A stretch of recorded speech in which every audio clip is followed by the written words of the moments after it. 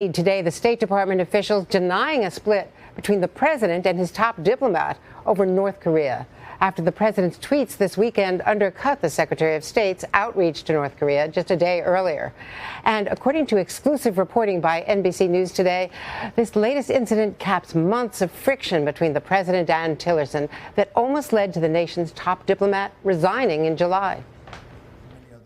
This morning, more signs the troubled relationship between President Trump and his Secretary of State is reaching a boiling point.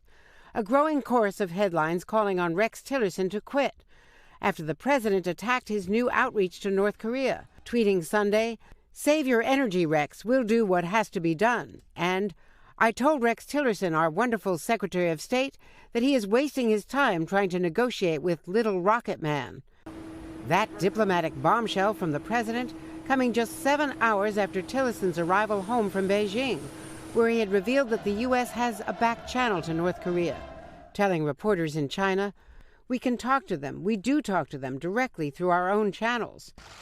Tillerson's emphasis on diplomacy pleasing his hosts in China, but not the boss back home. In fact, multiple White House officials tell NBC News Tillerson was already on the outs with the president for refusing to tear up the Iran nuclear deal and pointedly disagreeing with Mr. Trump's controversial comments about the deadly racial unrest in Charlottesville. I think there's blame on both sides. The president speaks for himself. For his part, Tillerson was frustrated when the president sided with Saudi Arabia against a key U.S. military ally, Qatar. Officials tell NBC News the final blow for the Secretary of State, a former leader of the Boy Scouts, almost came back in July, when the president gave a widely criticized political speech to the Scouts. We'd go to Wisconsin, and we had tremendous crowds. Current and former officials tell NBC News' Carol Lee, Tillerson tried to quit, but was talked out of it by allies, including Defense Secretary James Mattis, incoming Chief of Staff John Kelly, and even Vice President Mike Pence, who had to give Tillerson what's described as a pep talk, telling him to get on board with the president. Defense Secretary Mattis is trying to play down the rift between Tillerson and the president over North Korea. And a top Tillerson aide denies the secretary tried to quit or was offended by the president's speech to the Boy Scouts. As for how long he will stay in the cabinet, a top aide to Tillerson says for as long as the president wants him to serve. But UN Ambassador Nikki Haley is widely viewed as auditioning to replace him. Matt? All right, Andrea, I want to mention we're also joined by NBC's national political reporter, Carol Lee. Welcome.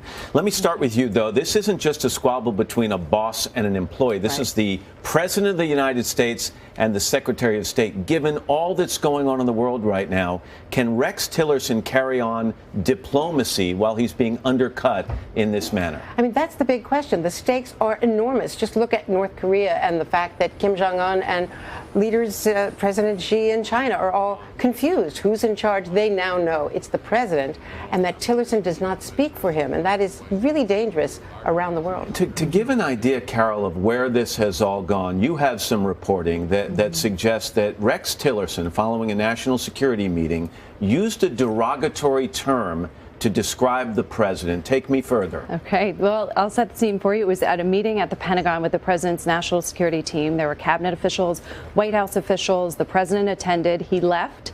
The group was gathering. There were a number of people around, and the secretary called the president a moron. And it was in front of all those people. And he said it loudly enough for the number of people to hear him say that, yes. Is the president of the United States aware that that happened, or was he aware prior to right now? It's a good question. It's unclear if he was aware, but sources tell us that no family members were around, and so it's unlikely that anybody told him. And Andrea, real quickly, why is Tillerson still there?